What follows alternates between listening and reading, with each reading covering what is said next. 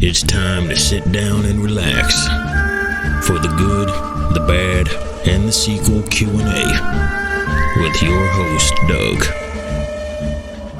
Hey there, Doug here. Hope you're doing well. Hope you're staying safe. Happy Monday. And it's kind of sad, but it'll be back next year. Our second annual Scary Sequel Month. We covered a lot of great films. I interviewed amazing people. And this Thursday's final sequel is fitting. It's Halloween 5, The Revenge of Michael Myers. And the interview is with the most amazing guy. And his story is one that I did not expect. When we started the conversation, I do my recon as much as I can. So I knew he was in Vietnam. I knew he was the desk clerk on ER. He was Frank Martin. He was in Ace Ventura Pet Detective as Roger Predactor. He plays the principal in Twin Peaks and so much more. And that's actor Troy Evans. Troy is amazing. We talked about growing up in Montana. His earliest dream was to be the first ever Western candidate for the president of the United States. And that changed. And he is great. Troy was such a blast to talk to. So I'm going to shut my yapper. I'm going to start the interview. But don't forget, if you're liking this, all the stuff that we do, please subscribe, rate us wherever you listen, share with your friends. And now, actor Troy Evans. Hey, Troy, how you doing? Honestly, I'm old and tired. But I like to talk, so. Yeah, well, that's awesome, man. Well, thank you so much for taking the time. This is going to be a blast. Okay. Awesome, man. So what I like to find out with people when I talk to them is, how they got started, where they grew up, what was their inspiration to get into, what you've been doing for, 40-some odd years now. So where'd you grow up? Kalispell, Montana. Wow. So what was it like growing up there? Well, it was interesting. That was, it was a small town. At that time, it was like 7,500 people, I think. It's grown a lot. It's more like 60,000 there now. Right up in northwest Montana, almost in Canada and almost in Idaho, outside Glacier National Park. Lots of lakes. Really, really a nice, beautiful place to grow up there. But so at what age were you watching the TV, or you went to the movies and you said, I want to do that one day? Well, that's not exactly how it happened. Oh, cool. First of all, when I was growing up, we had no TV. I'm old enough. I remember sitting around the radio. Oh, wow. Let's see. The one that sticks with me vividly is when, and I don't know if you're even aware of this, but the Russians beat us into space. Oh, yeah. They launched the Sputnik before we were in space, and people freaked out. It's like, oh my God, the Russians are going to rule the universe, and we'll, live under their subjugation. It's horrible. And I can remember sitting around one of those big wooden radios that the front would open up, and there was a record player in there, Yeah. But like a cabinet radio from the 40s, and listening to that. It was like listening to the end of the earth. Oh my God, the Russians are up there. But my aspirations as a kid, my grandfather was a state senator in Montana. Oh, wow. Interesting guy. As a kid, he had worked on a stagecoach. That's how far back. And my great grandfather was a sheriff in the capital of Montana before it was a state, when it was a territory. Oh, wow. So my roots go way, way deep in Montana. Yeah. And because of my grandfather, my aspiration was I was going to go to law school, go to the University of Montana, Missoula, get a law degree, get in the legislature, get in the state senate, become the governor, and then be the senator from the state of Montana. Wow. And from there, I was going to be the first Western candidate for president of the United States. That was my plan. And this all sounds so provincial now. I remember when I left for college, 1966, I had a 1950 Chevy. And when I left to go to college, my folks gave me $100. Oh, wow. And that was supposed to last you the whole semester, I bet. That was to go to college with, $100. And you know what? You could do it in those days. And I had a little rock and roll band. We were way ahead of our time. We were called Gangrene. What'd you play? I played guitar real badly. The rest of the band was actually pretty good, and I was the guy. I did all the bookings. I had the car. I had the PA system. It was my band, and I was allowed to have a microphone in front of me, but I wasn't allowed to turn it on because I'm essentially tone deaf. Yeah. And one of my vivid recollections is we were playing somewhere some night, and we're in the middle of some rock and roll song, and I'm just wailing on the guitar, and the sax player turns and he just screams at me, B flat, God damn it, B flat. And we were thinking, well, I could play in B flat if you want. What difference does it make? So that wasn't really my calling, but we were actually quite popular, and I paid to my first year of college with that, and then I got drafted, got shipped to Vietnam. Oh my God! And when I came home from Vietnam, I was in Vietnam for 17 months with the 25th Infantry Division, and not to put too fine a point on it, but just to put it in perspective for you, in the 17 months I was there, the 25th Division lost over 4,000 soldiers killed. That's roughly the number of people we've had killed in the Middle East in the past 15 years. Yeah, wow. So that was 1968, 1969. That was a smoking year in the Republic of South Vietnam.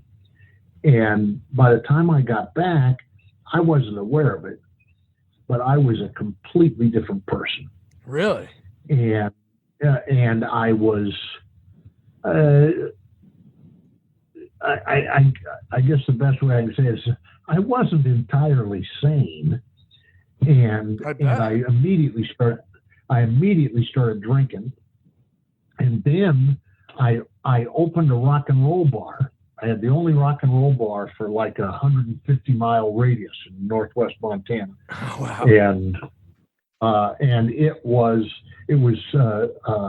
oddly enough, it was called the Powder Keg, and that's where all the rock and roll people, all the drug dealers, all the people looking for drugs, all kinds of rednecks looking to get laid with some hippie chick, and it was a freaking madhouse in there. Wow. And I was in some ways you could say I was equipped to deal with it, but I was pretty out of control, and I got in a lot of trouble over a period of a couple of years, and finally a guy started some trouble in there, and in the course of throwing him out, I broke both his legs. Oh my God. And threw him out in the street, and he was an attorney. And so I ended up in Montana State Prison. This is about 1972. I don't know how aware you are of this, but when you're really drinking a lot, you don't sober up overnight or over the weekend or even in a month. Your brain is a cobweb. Yeah. And so I was down there in that license plate factory for like 6-7 months, and one morning I woke up and I'm sitting in that crappy little cell and on the edge of my bunk, and the light bulb went off in my head. I went, oh shit, I bet I'm not going to be president now. yeah, probably not. Be fine, So then I start thinking, well, what the hell am I going to do? Because I couldn't have a bar anymore. That's not, a felon can't have a bar license. Yeah. I can't, I can't be a lawyer. I can't be a police officer. I can't go back in the service. Can't be an accountant. Can't be a teacher. What the hell am I going to do? And I thought about it for a few days, and I thought, oh man, I'll bet nobody ever asks an actor if he's had a felony conviction. Yeah. And so, do you know what a kite is? Do you know what a kite is in prison terminology? No. That's a message you send in the prison. You fill out a piece of paper and you drop it in a little box. It's like the mail system. Oh wow. And you might hear it in movies. You'll hear a reference to a snitch kite. That's when you write down something bad about somebody and slip it in there. And if somebody sees you doing it, then you get knifed in the yard. But Jeez. I just sent a kite to the warden requesting a copy of Hamlet. And I still have that I've got a copy of Hamlet and a stamp in the front. Inmate Evans, permission to have in his cell Hamlet. Oh my God, Blodgett. That is amazing, Troy. Yeah. After all these years, you still have it. To be or not to be. Yeah. So then got out, went to Montana State University down in Bozeman, where they had an acting department, and spent a year there. And at spring break, I had an old girlfriend who was in Berkeley. And I took a break from Montana and went down and saw her. And there was a guy auditioning for a little theater department. He had a summer theater going in a community college in Santa Maria. You know where Santa Maria is, don't you? Yeah. So I had no intention of, I was at Montana State University. I wasn't going to go to some junior college, but I thought it was a chance for me to practice my audition pieces. So I went in and I auditioned for this guy. I still remember I went in and I did Hotspur from Henry IV and a little piece from the opening of The Matchmaker. And Donovan Marley was the gentleman's name who had started this theater. And he said, I finished these two pieces. He said, that's interesting. He said, what's your song? And he had a guy on the piano with him, and I said, well, I don't sing. And he said, oh, it doesn't have to be a prepared song, just a little happy birthday or anything, just so I get an idea of what your range is. And I said, maybe you didn't hear me, pal. I said, I don't sing. And I didn't think much about it because I wasn't trying to get the job, And I look over and the accompanist looks like he's about to pass out. He's like, he thinks, should I be calling security or where did this clown come from, Yeah. But I get back to Montana and they sent me a contract. Wow. And I knew one guy in California who taught theater at Hartnell College in Salinas. And so I called him up and said, this guy wants me to go down to Santa Maria. And he said, if Donovan Marley offered you a job, you have to take that job. Oh, man. You have to take that job. So I drove down. I didn't have a good feeling about it. I was sure I was going to drive all the way down to this junior college and all these kids were going to be doing all the good parts and I'd be spear carrying but I got there and, to this day, in fact, are you watching Bosch? Yeah. Yeah. Eric Overmeyer, who is the guy who created the television version of Bosch from Michael Connelly's novels. Yeah. That's a guy I met in Santa Maria. What? And I got my job on China. I got my job on China Beach because of someone I met in Santa Maria. I got my job on ER because of Santa Maria. And I met my wife in Santa Maria. Oh my God. That was a pretty good audition. Yeah, I think so. And yeah.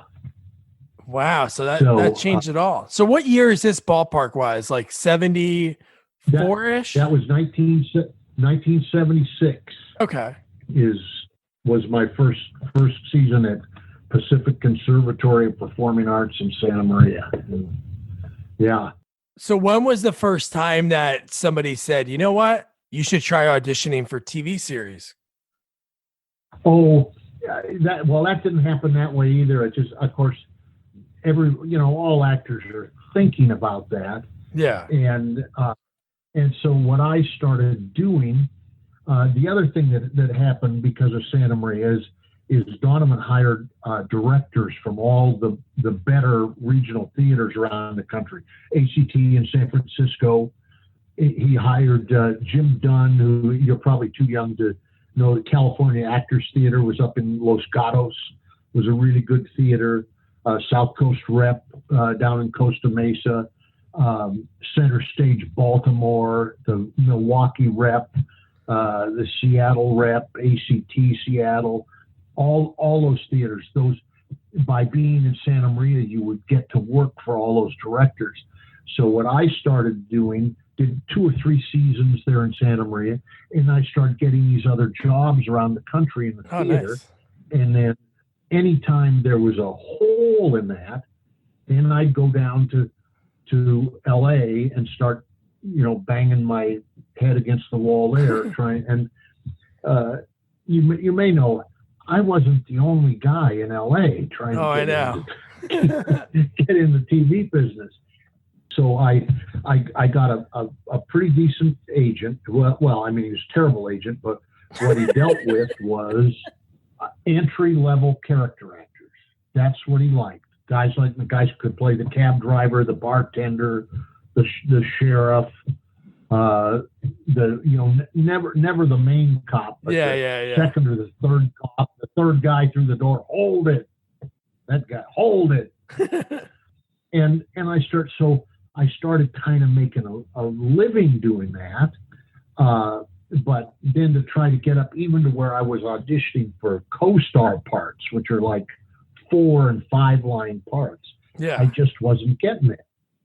And then about 80, 81, something like that, I get this audition for LA Law. And LA Law was the biggest thing in the world at the time. It was just a huge phenomenon. And the part is sensational. It's all the way through, and it looks like it's like the comic relief part of the series. There are all these serious lawsuits, and this is a plumber who's completely screwed up the plumbing installation in this health spa. So when they have their grand opening, the toilets are flushing into the jacuzzis, and there's all these plumber jokes and poop jokes and stuff in the courtroom all the way through. But then in the end, when we lost the case, my attorney, who was Michelle, I think her name was Michelle Green, and real petite actress, real attractive, who was one of the lawyers in the law firm. She goes back to her office, and I show up at the office, batter the door down with a length of pipe, and try to kill her. Oh my God! She has a gun in her and kills me in the last scene. So it's this. I mean, you don't get that kind of an arc on it. Well, I've never been anywhere near a part like this. Yeah. So I worked on the audition. I knew I wouldn't get the part, but I was so excited because that somehow I had moved up the ladder enough that I could audition for something like this. But then I got the part, and then I got on the set, and somebody introduced me to the writer, who was a woman named Michelle Gallery. And I went over to Michelle, and told her how much I loved the writing, and I was so excited to get to do this part. She said, "Oh, I'm glad that you like it. I wrote that for you." Whoa, And I was she like, wrote that for you? well, yeah, well, it didn't make any sense. As somebody I didn't know, how could she possibly have written it for me? And she said, well, a few months ago, we went on vacation up to Santa Ynez, and while we were there, we went to the theater, and you were there doing All My Sons, Arthur Miller's great play. Yeah. And that part inspired her to write a part about this guy who seems like a funny, charming guy, but in fact, he's willing to kill. Yeah. And not only did it give her the idea, but she handed it to me. And then that changed my chemistry in town. Then, from then on, I went in on guest starring parts. And then that led to me being on China Beach. Yeah. As a series regular. And what was that like? Like the first time you landed a series regular gig? Well, yeah. Well, it was. I'll tell you a little bit about that. Life's funny. First of all, my first day on China Beach, it was not a series regular. It was a sergeant, and Dana Delaney and Marg Helgenberger had to go back to the States from Vietnam for something. And so they were putting them through this, they had to run through this like shower thing to get disinfected. And I was just this sergeant, and they knew that I'd been in Vietnam. So they just hired me. It wasn't even scripted. I was just yelling random Army shit at these two while they're running through being sprayed with this disinfectant, And I was called at 6 a.m. on Friday. And then I didn't go to the set until noon on Saturday. So I was there 31 hours. Yeah. Before I started to work. So I was hired, and I can't remember the actual numbers now. It's a long time ago, but I was hired for like $500 to do this one day's work. Well, I'll tell you, when you have a union, when you go past 24 hours, you go past 12 hours, you're making good money.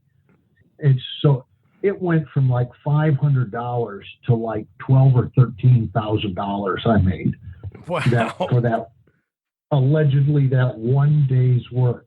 Just what I had to do was just sit in this little tiny trailer, a honey wagon actually, and just be patient. Yeah, well, I think you've done worse. I think you've been in tighter quarters, so I'm sure that was. Yeah. So then they had me back a couple of times. They made me they liked me, and they made me the motor pool sergeant. And then the next year, they hired me as a series regular and wrote a nice storyline for me and everything. But it was kind of hard on me that I found those Vietnam situations where we'd have scenes where there was a lot of gunfire going on and stuff. It's more upsetting than I would have expected it to be. I'm sure. And then there's another thing that's kind of, and I don't have any. I hope this doesn't sound bad. I don't have any ill feelings against anybody or anything like that. I like all those people are nice people. Yeah. But they had all done the pilot, and they formed a real tight group, and they all, had been working together as a team for a year or more before I was there. And so it was kind of ironic that I was the only person there who'd actually been in Vietnam. Yeah. When I was kind of a misfit on the set, and it wasn't. I don't want to sound like it wasn't like they were crappy to me or something, but they had their friendships and they had their thing going, and I never really fit into it. So I was very happy to have the job, but it's kind of a ironic little oddity in my career that I never felt really accepted on that show. Yeah, you know what's funny? I work with actor Larry Hankin. I'm helping him like put together like his like career. So we talk like once a week for a couple hours, and he was on like the first. So he has a cool story about Friends because he was on like the first 2 weeks of Friends when they actually filmed, and then he came back like season 3. Then he came back like season 4 for like episodes. He was on a total of 4 of them. But he said it was funny. The first year, everybody was so green. Everybody's so new, talkative, really nice to you. Second time, they're a little put off. And then the last time he was there, they only kept to themselves. And they like huddled up all the time. And I get it, but it's got to be hard for co-stars and, you know, guest spots. Yeah. You have to adjust to it, and so you know, it's you know, I'm fine with it. They're not being paid to entertain me, and vice versa, you know. But then there are people who just you know, like who leaps into my mind is Dick Van Dyke, who, you know, Dick Van Dyke spent his entire life on those sets. Yeah, I know. And I worked on that show, you know, the show where he was the doctor who solved murders, whatever. I can't. Oh, Diagnosis Murder. Yeah. I call it Murder He Wrote. You know, because that's the kind of. And I did that show a couple of different times, and you know, my analysis of it is his whole life he spent on those sets, and he comes out and the cast chairs are there, and there's some guy sitting there who's working that day, and that's his friend. That's awesome. You know, and he came out and he just talked to me. We just had a lovely time. It was as if we'd known each other for like 40 years, you know, which wasn't the case. But just, you know, nice, easy, casual conversation, and then at the end of the day, I go home and that's it. Then we, you know, don't see each other again ever. No, but that's cool. But just totally at ease on the set. So Troy, when I do like recon and I like look at people's like careers and IMDb, you've been in over 160 things. So I'm sure this is not something that you might even think about, but I think it's really cool. So the first credit you have on IMDb is on Lou Grant, and your character's name is Tom Pepper. And then on China Beach, you're Sergeant Pepper. So that was like a cool thing because that was a big moment in your career, you know, once you landed that series regular, and then it's pretty cool. Yes. And Lou Grant, that was a big deal to get that Lou Grant. That was the first crack in the wall. By the way, the age that I was talking about in those early years, and his name was Dick Lovell. And he was, you know, he had a whole cadre of people like me. I'd call it the lumpy faced guys club, you know. And he had this little tiny office down on Highland, and he had all his clients' pictures on the wall across from his desk. And a lot of the casting directors let him just go ahead and cast those little parts. Really? You know, the cop who shows up and has one line, you know, so he calls, okay, you're on Facts of Life tomorrow. Be there at 6:30. Don't chew gum. say stuff like that to you. And I don't think he ever made a deal that was. Do you know what scale plus 10 is? No. Is that how you get paid? It sounds like it's you get union scale plus 10% for the agent, and that's you know, if you have an agent, you get they have to add the 10% for the agent, and and that was as far as his negotiating went. And there are numerous stories about it. Here's a couple of an actor named Will Ute that I know really thought about this and had been with Dick 2 or 3 years, and he set up a meeting and went in, and Dick said, "Will, what's on your mind?" And Will said, "Dick, the thing I would like you to understand is that I would like to be successful enough in this business that I make you a millionaire." And Dick looked at him and said, "Will, I don't need the money."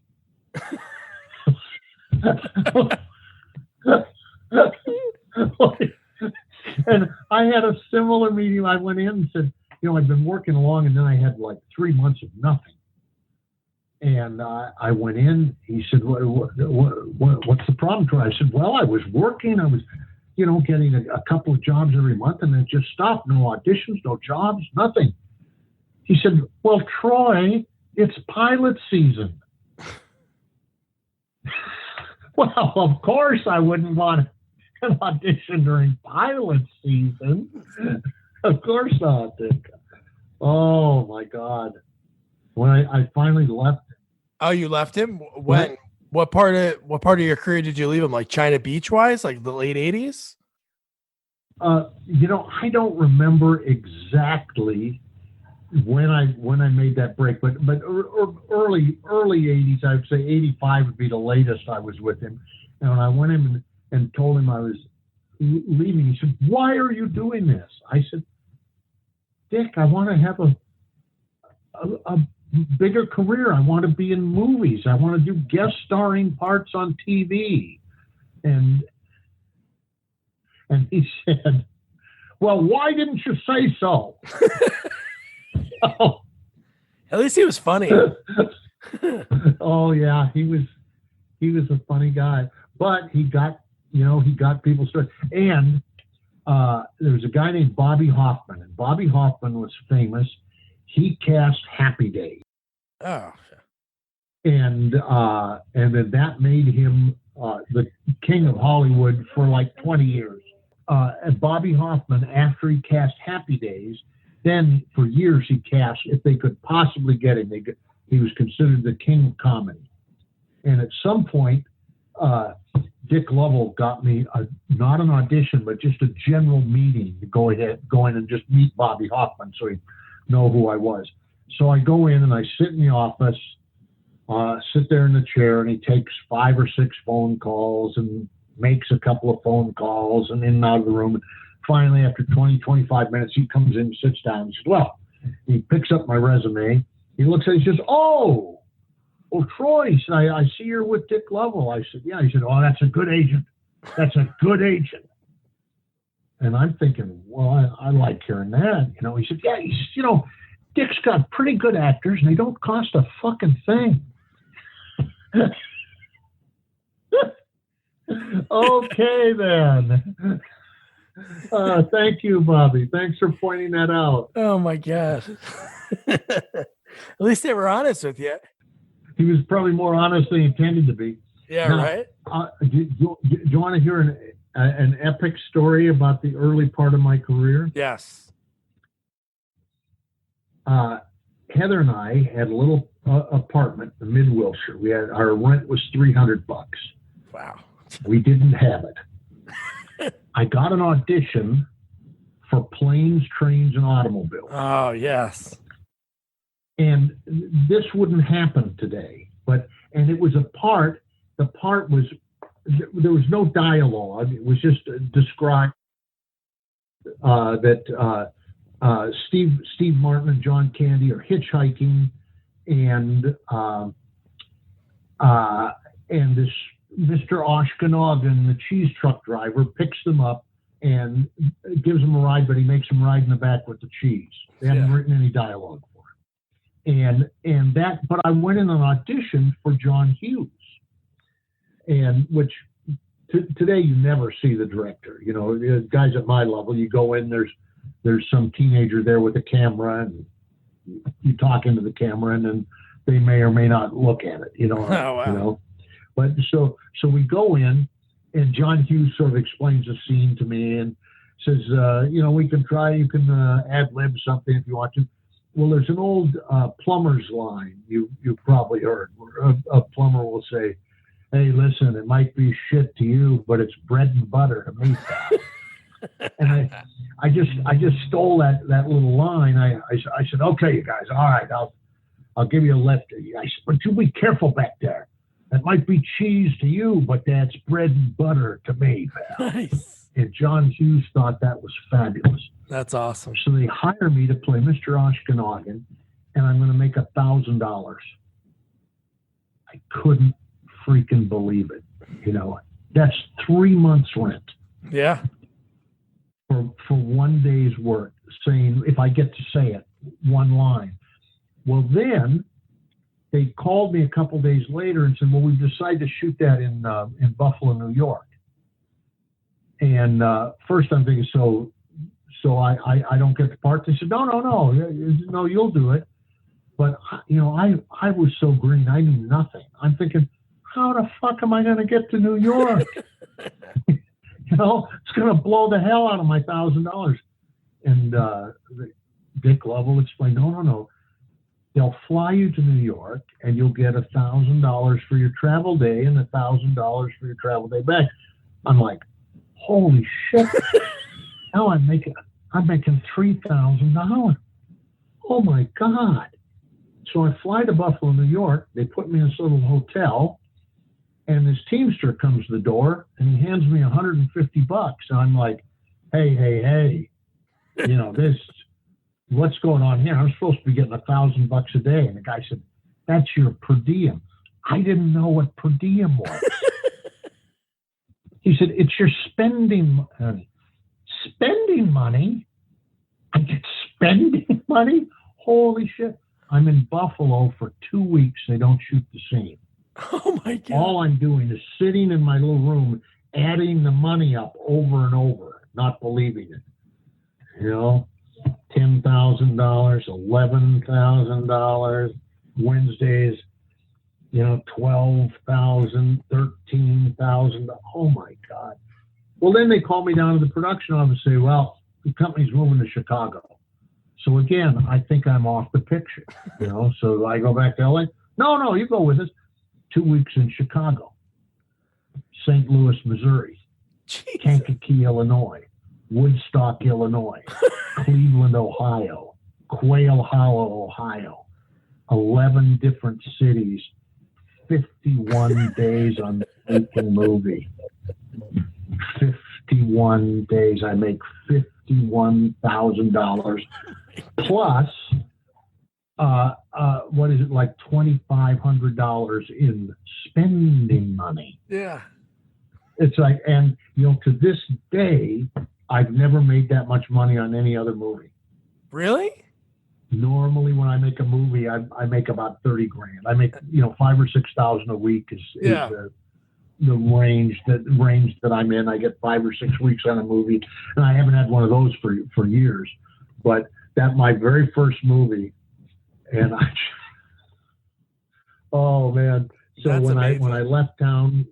When I left town, we couldn't pay our rent, and I came back and we bought a house. Oh, that is so amazing. Thank you, John Hughes. Yeah. Thank you, John Hughes. I've heard some cool stories about him.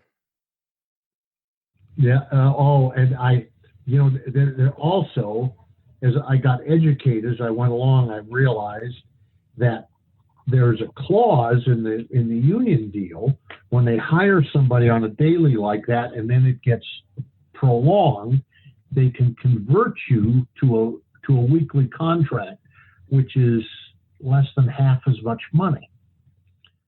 So the whole time I'm just waiting for that hammer to fall. And I'm walking down the hallway in a hotel one day, and this guy walks past me, he turns around, and he said, "Excuse me." He said, "Are you Troy Evans?" I said, "Yeah," and he introduced himself to me, and he was the line producer. I said, "Well, very nice to meet you." And he said, "Troy," he said, "are you on a daily or a weekly?" I said, "Oh, I'm on a daily meal, and I know the jig is up, you know." And he said, "Well, I have to get you converted to a weekly." And I was just dicking around, you know. I said, "Neil, don't even mention it. Don't even bring it up."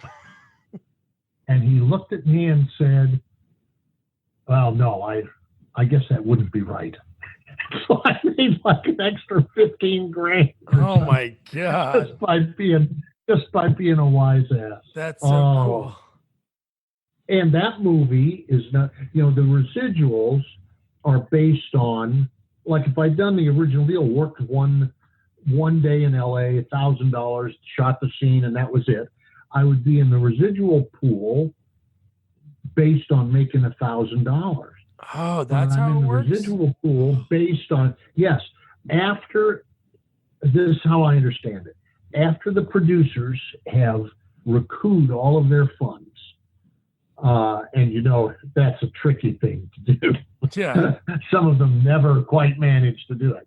But after that, then all the money that comes in, 2% of it goes into a pool for the actors, and it's distributed prorated on how much they made on the movie.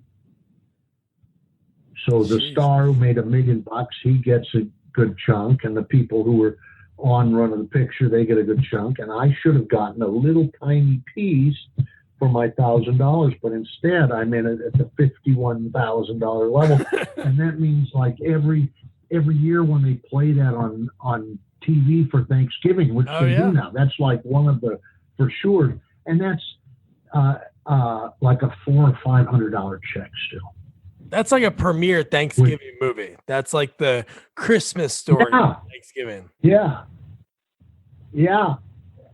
And by the way, I'm sitting in the Radisson at the O'Hare Airport in Chicago, and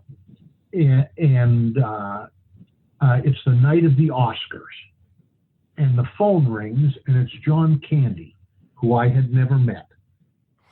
And he said, "Yeah, Troy, I'm having a few people up for the Oscars and wondered if you'd like to come." And I'm like, "Holy shit, yeah, I'd love to come." You know, in the same hotel, stay in the same hotel. And I'm thinking, you know, I thought, well, the producers will be there, and Steve Martin will be there, and we'll get, you know, and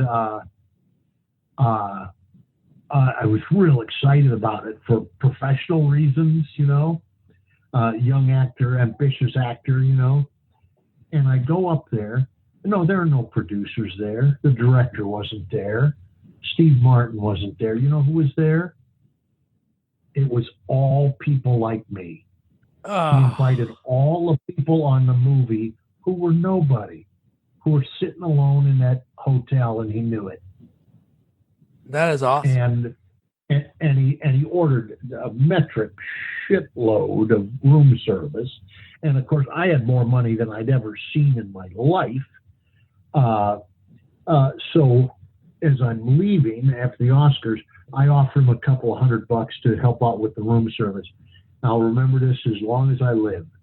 He said, "Troy, that's been taken care of." Oh man, that is so cool. That's been taken care of. I wonder if Larry Hankin was there. He was in that movie. I don't remember. But that's cool, man. You can ask him.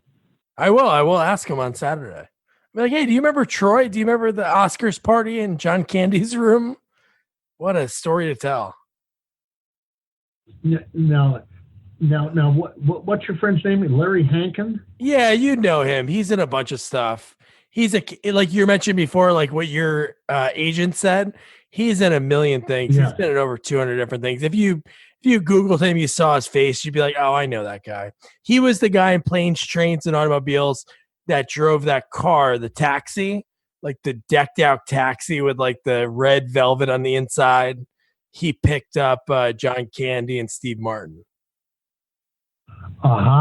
Yeah.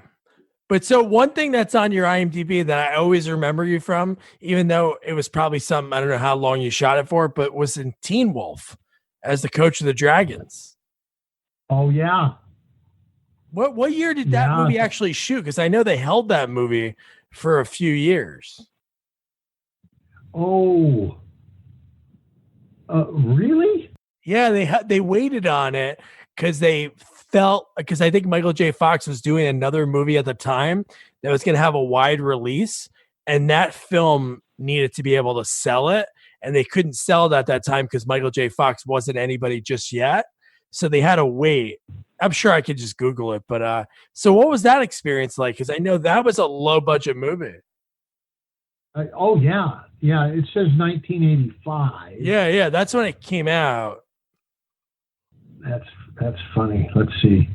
You know who else is in that movie? Who I just absolutely love is Jay Tarsus.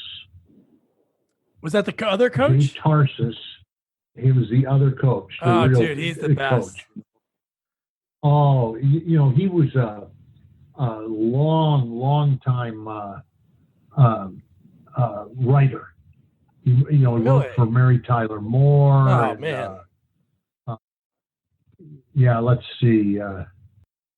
No, he's funny, and he's another one. I interviewed recently a guy that took over one of the roles of Michael J. Fox's buddy in the sequel, and Jay Tarsus' characters got recast. I don't know if he didn't want to come back or how it worked out, but he was so good in that movie. Just the stuff that he would talk about. Yeah, look up Jay Tarsus on IMDb, and you'll see he has an unbelievable number of writing credits. And let's look at his producer credits: Public Morals, Days and Nights of Molly Dodge. Oh, he's a Bob Newhart guy. He started on Bob Newhart. Oh wow, that's awesome. Tony Randall Show, Bob Newhart Show, Carol Burnett. Yeah. Oh, he actually wrote Muppets Take Manhattan. I never knew that. Look at that. And he's so funny. I saw him. There was this incredibly beautiful woman who was a makeup artist on Teen Wolf. And then this was like first day or second day, something like that. And she's standing there, Jay Tarsus is standing there, and he just turns to her, he says, "I'd eat bees for you." There's a pickup line for you. Oh man, if I was single and 21, I would definitely use that often. I eat bees for you. Oh, yeah, he's just a wonderful guy. So when that movie's done, you're obviously there because you're the coach for the scenes, and I know there was a stunt double that playing the actual basketball. But what do you think that movie would actually be? Because I know the budget was like shoestring. They shot it pretty quick, right? Wasn't it only a few weeks? Oh, I think probably 6 or 8 weeks. Oh, was that long? Okay. Yeah, probably the same thing I always think. I just think, well, it's. I'll tell you the one I really got shot down on was Ace Ventura Pet Detective. And Carrie's going on and on and on about it. This movie's going to do $200 million, and I'm thinking, what are you smoking? Well, it's probably done $2 billion. I know. Oh man, was he ever right? What was that movie like? Like that experience, because he was still pretty green at the time, right? That was his first big. He was pretty green, but he was incredibly hardworking and funny. He doesn't turn it off, right? Was he Ace Ventura 24/7? No, not exactly. Oh, that's good. But what he would do is, between takes, you would see him. He'd go into a zone where he's thinking about, okay, that's fine. What can I do that's funnier? Every single take would get a little bit better because he would think of something a little bit better to do. But yeah, I have a high regard for him. Yeah, Roger Podacter. Very.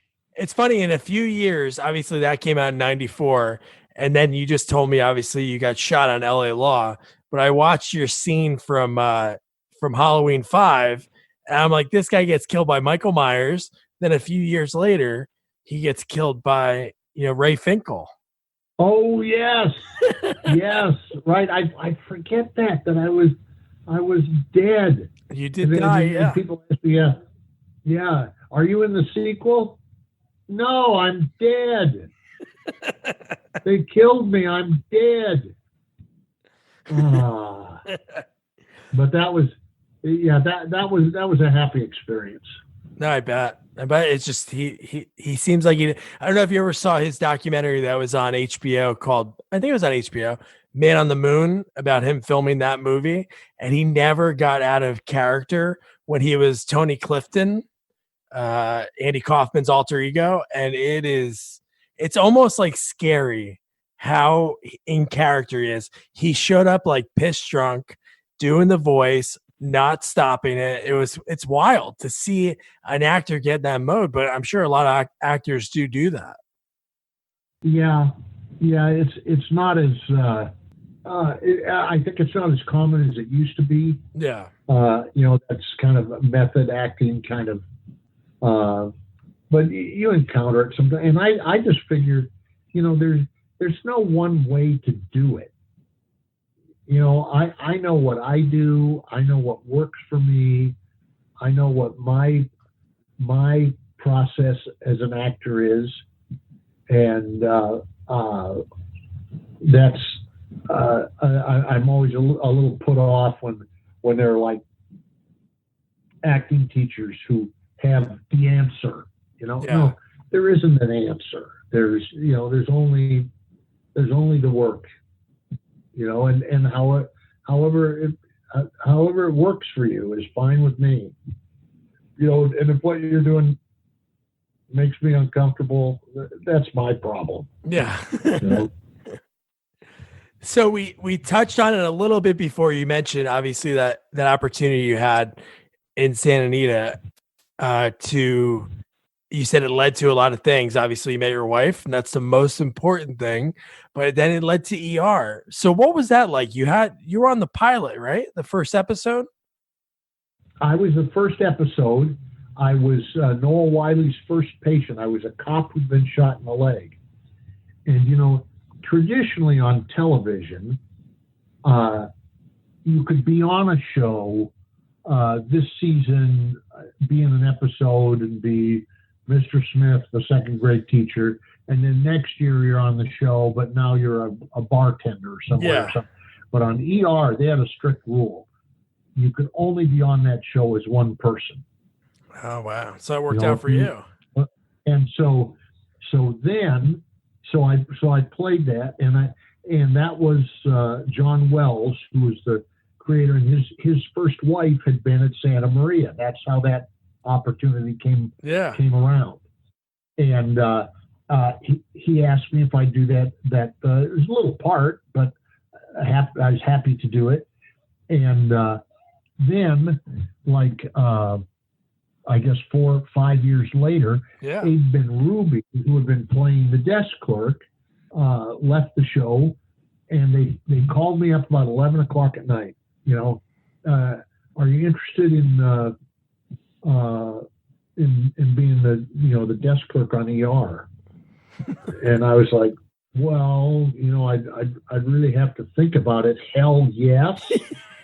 And so. And I think I did 129 episodes of that. That's crazy. All those years later, and then it works out that way.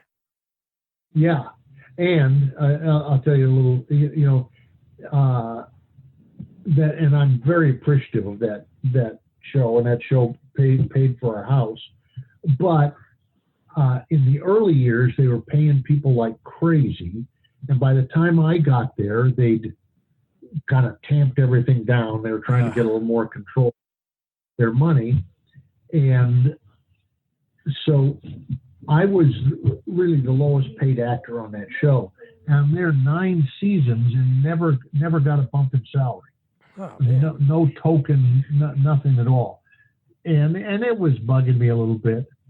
And my wife explained it to me. She said, Troy, she said, you're right. You are getting fucked. But if you're going to get fucked, this is the way to do it. Your wife sounds like a lot of fun. That's awesome. On a sound stage at Warner Brothers with a really good caterer, how bad could it be? So yeah.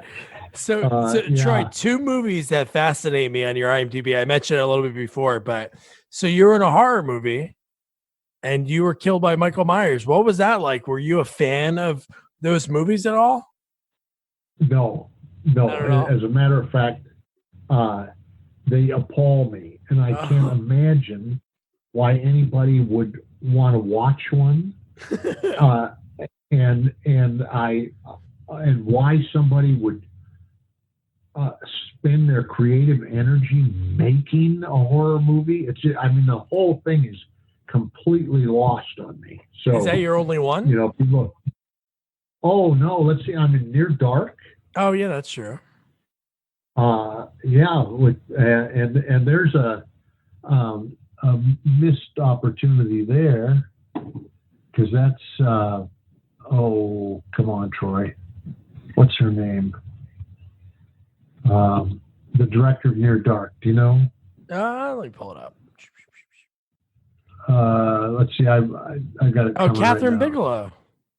Catherine Bigelow. Oh my God! And that was Near Dark was her first movie. That was her first movie. And and so and I thought I did a nice job in that, but never seen her since. And she's an Academy Award winner now, I believe.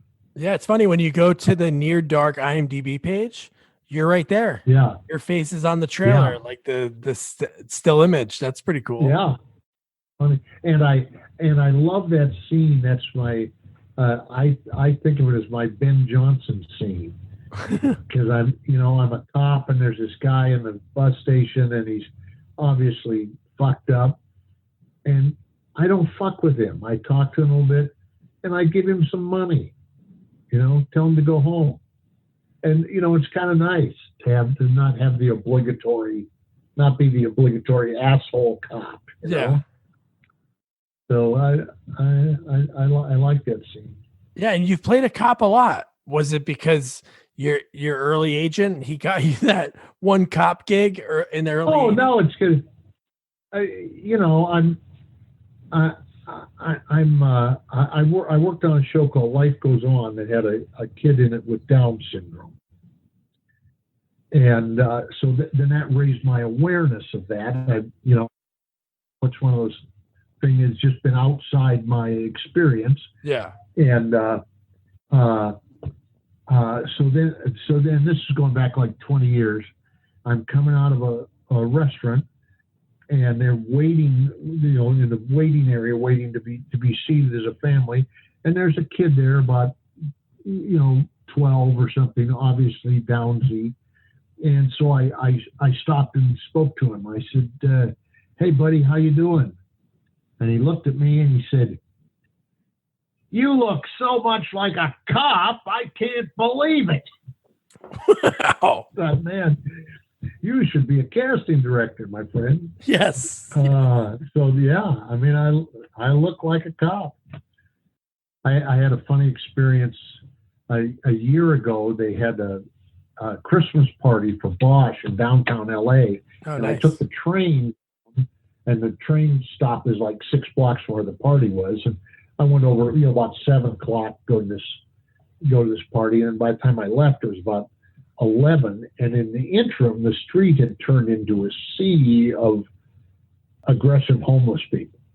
Oh, So by the time I get back to the, near the train station, I've given away any kind of small money that I've got, and I have a 50 in my pocket, but I'm not going to give somebody this $50 bill out there on the street.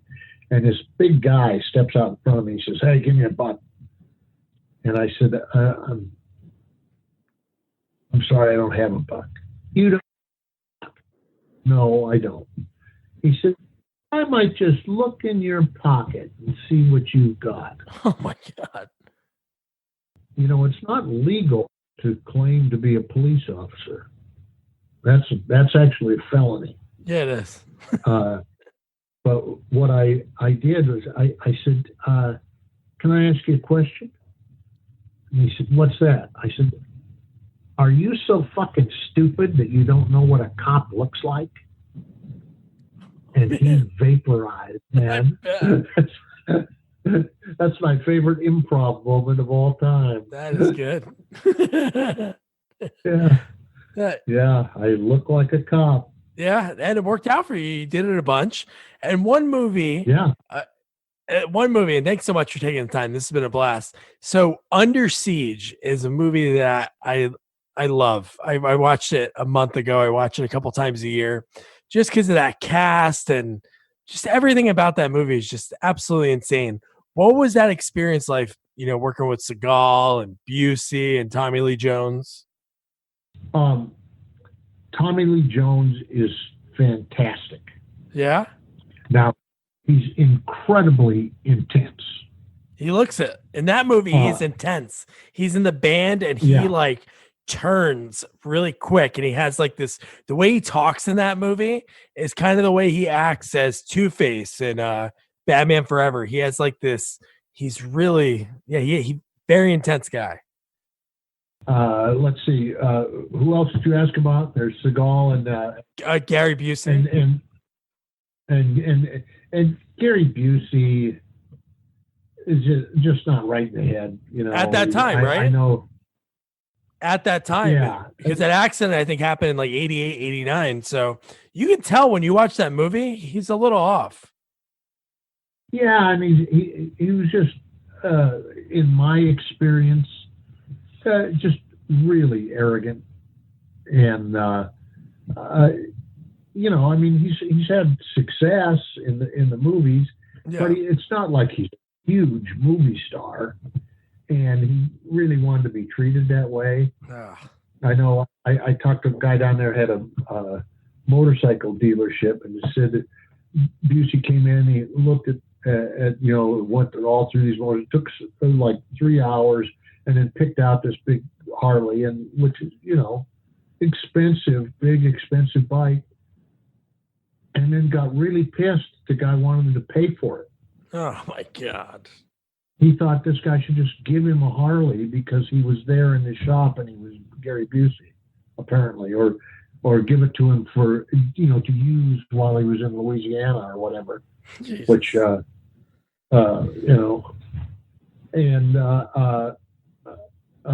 Seagal, don't even get me started. Oh. Seagal is not a nice person. I've heard a lot of stories about them. I've interviewed William Sadler, who was the bad guy opposite of him in Hard to Kill. He had some stories about him. And then I interviewed a writer, Michael Grace, who wrote Poltergeist and Poltergeist 2. And then he wrote Mark for Death, a Seagal movie. And Seagal had the balls while on a flight from New York to LA to take Michael Grace's script and try to rewrite it so he would get writing credits, which is insane. Yeah. Well, there you go. And that's way down the list of the shitty stuff. Like I'm sure you know about stunts.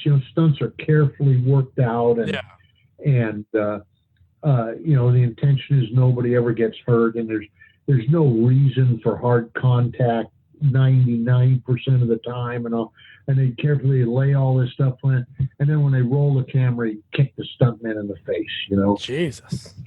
And what's the stuntman going to do? If he complains about it, then he doesn't work anymore. It's total lose for the stunt guy. And Seagal was shitty to me. He was pretty much shitty to everyone.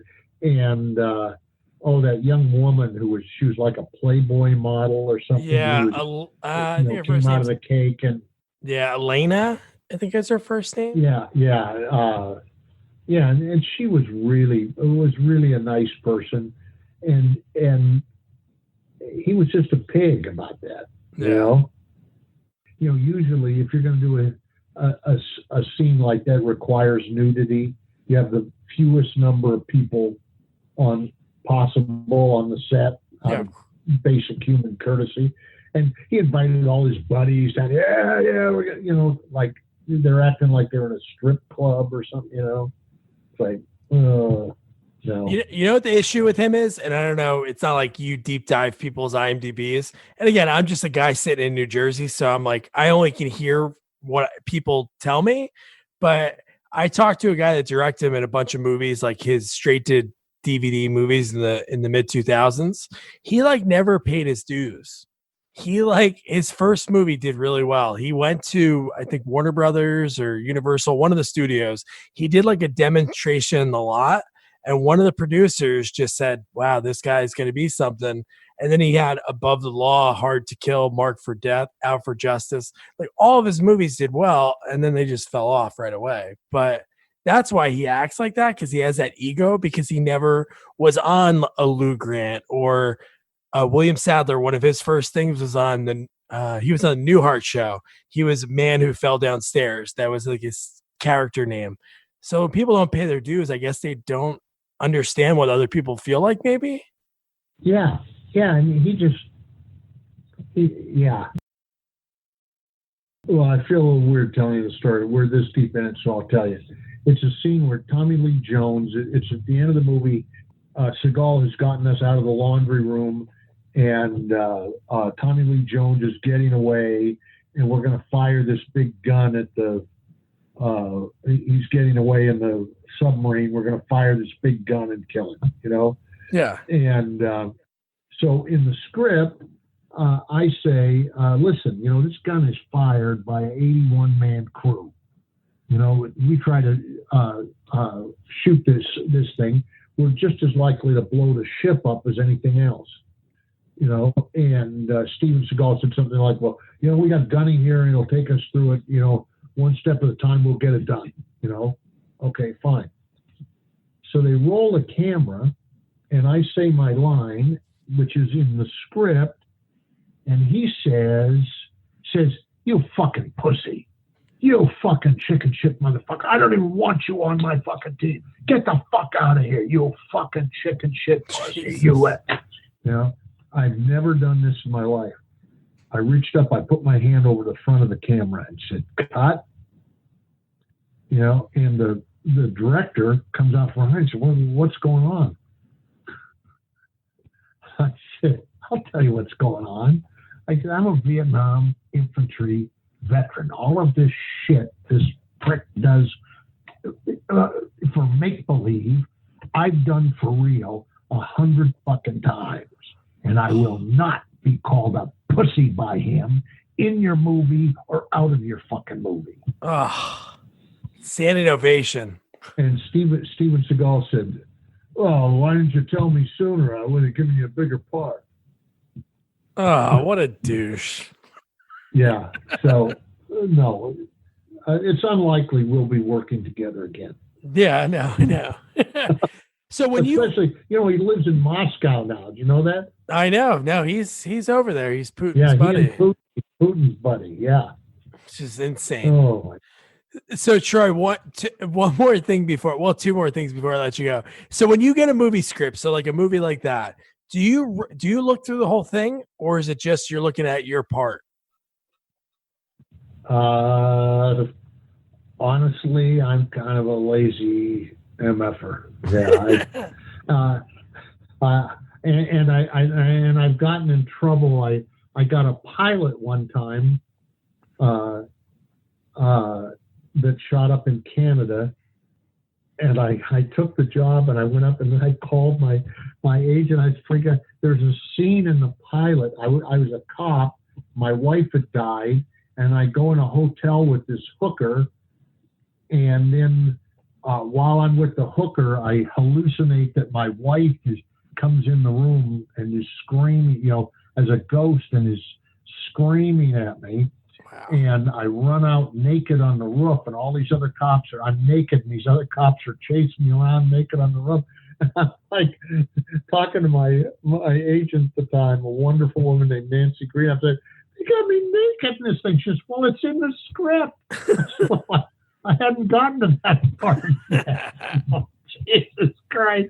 She says, they can't put it on TV anyway. I said, no, but they can run my ass around on this roof in Vancouver, Canada for 3 days shooting it in front of 150 people. So they finally, and here's the classic actor dickhead, right? So they say, okay, all right, fine, you can be in your underwear. And then we're shooting, and I'm thinking, well, why the fuck would I be in my underwear? I should be naked.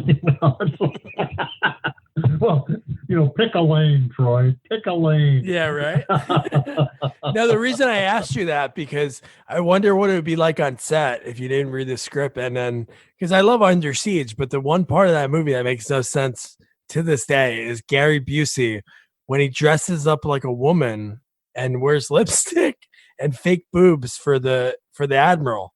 It just makes no sense. And I feel like it's something that he just did and they just let him do it. Yeah, and I'm not sure.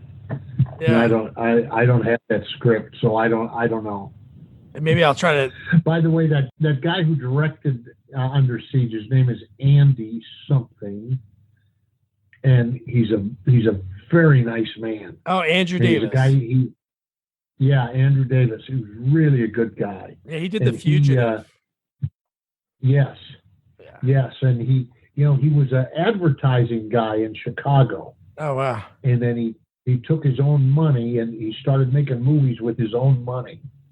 Is how he got started. He'd been writing and directing commercials. I think he ran an advertising agency, and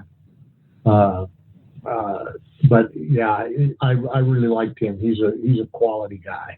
That's awesome. Well, Troy, this has been awesome. One thing I always ask people before they leave is, obviously I say thank you. And then you already told me earlier what you wanted to do before acting. And in a way you kind of achieved that when you were on Veep. You were a Montana congressman. Who else would get that part but you? Isn't that a scream? It's unbelievable. Isn't that fantastic? And, that had a huge psychological effect on me. It's like, oh, well, that worked out. Yeah, right? I did it. Not all the way to the top. I didn't make the president, but and they called me and asked me that. Yeah, they want you to be the senator from Montana on Veep. Wow. So you didn't audition? Shit. What? So you didn't audition for that? No, which is very rare with me. I still to this day, they make me audition for almost everything. I didn't audition for Bosch either. That was also an offer, which is kind of sweet. Oh, nice. Yeah, and I have to tell you, she is Julie Louis-Dreyfus. The greatest. He is the greatest, and she works so hard, and she's still really, really nice. I'll tell you a moment from Veep to tell you everything you need to know about Julie Louis-Dreyfus. This is not the final season, but the season before I was on as the guy from Montana, and it was the Christmas party. And party scenes and weddings and funerals, crowd scenes like that take forever to shoot. They go on and on. So this is about 4:00 in the morning. She's been there probably, since 6:00 the day before, 6 a.m., and it's like 4 in the morning and she's totally exhausted and she's in these freaking high heels and they have all the extras in there and they're just doing these pickup shots, to fill in the party scene. Yeah. And she's sitting there just flopped down in this cast chair and she looked up, they're shooting. She says, oh, look what they're shooting. I should be in the background of this. And gets up and runs over and basically does background acting for the background actors. Oh, man. right? I mean, that's just a level of professionalism and generosity and genuine commitment to doing quality shit that's off the charts.